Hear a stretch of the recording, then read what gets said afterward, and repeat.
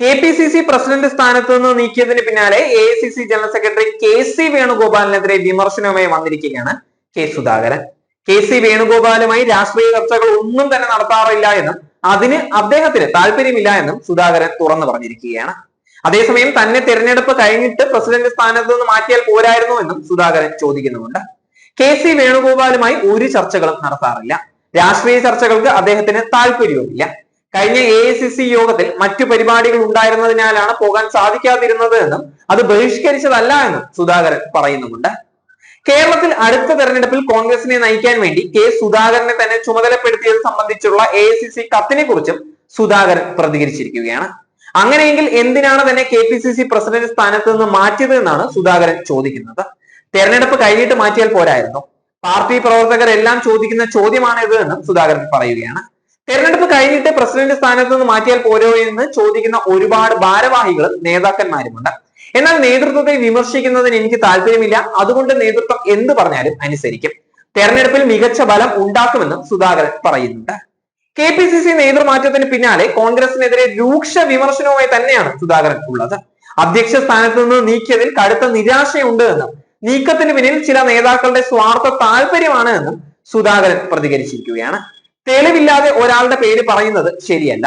നേരത്തെ അറിയിക്കാതെയുള്ള തീരുമാനം മാനസിക പ്രയാസം ഉണ്ടാക്കിയെന്നും സുധാകരൻ പറയുന്നുമുണ്ട്. AICC കേരളത്തിന്റെ മുഴുവൻ ചുമതലയും തന്നെ ഏൽപ്പിക്കുന്നതായാണ് വിവരം ലഭിച്ചിട്ടുണ്ടായിരുന്നത്.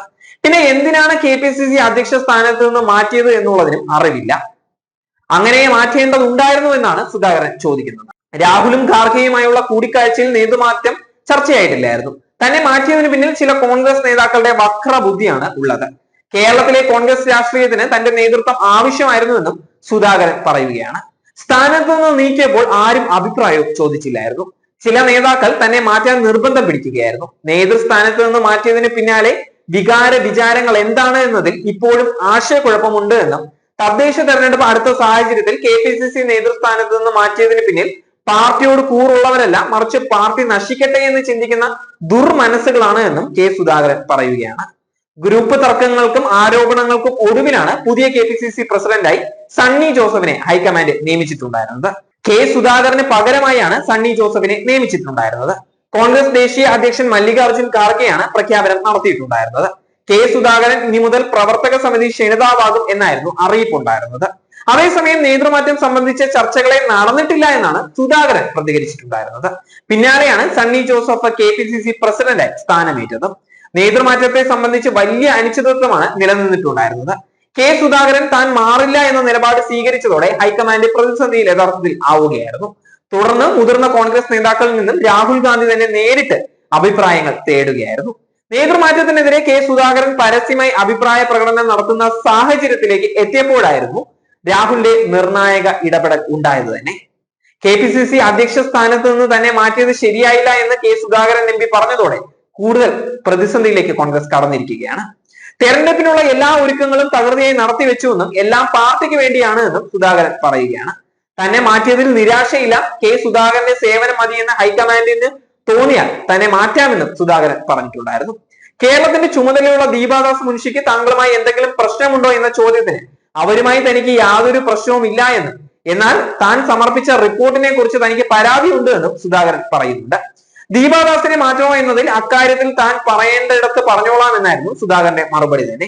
സണ്ണി ജോസഫ് ക്രൈസ്തവനായതുകൊണ്ടല്ല അധ്യക്ഷ പദവിയിൽ എത്തിയതെന്നും അദ്ദേഹത്തിന് അർഹതയുണ്ട് എന്നും നേതൃത്വം ഇല്ലെങ്കിലും താൻ ഉത്തരവാദിത്തങ്ങൾ നിറവേറ്റുമെന്നും അതിന് തനിക്ക് സ്ഥാനം വേണ്ട എന്നും പ്രവർത്തകർ മതിയെന്നും സുധാകരൻ പറയുകയാണ്.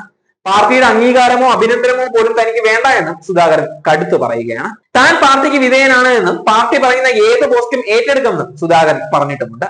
തനിക്ക് അഖിലേന്ത്യാ നേതൃത്വത്തിനോട് എതിർപ്പില്ല എന്നും പ്രതിപക്ഷ നേതാവിനെ മാറ്റേണ്ട എന്ന് അവർക്ക് താല്പര്യമുണ്ടായിരിക്കുമെന്നും അതിൽ ചില നേതാക്കൾക്കടക്കം വ്യക്തിപരമായ താല്പര്യം ഉണ്ടാകുമെന്നും തന്നെ മാറ്റുന്നതിൽ VD സതീശന് പങ്കുണ്ടോ എന്നുള്ള കാര്യം താൻ വിശ്വസിക്കുന്നില്ല എന്ന് സുധാകരൻ തന്നെ പറഞ്ഞിട്ടുമുണ്ട്.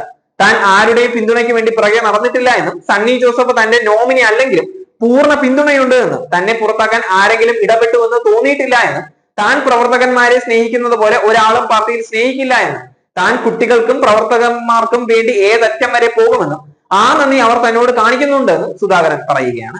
നിയമസഭയ്ക്കകത്ത് പ്രതിപക്ഷത്തിന്റെ പ്രകടനം മെച്ചപ്പെടുത്തണമെന്നും സുധാകരൻ പറയുന്നുണ്ട്.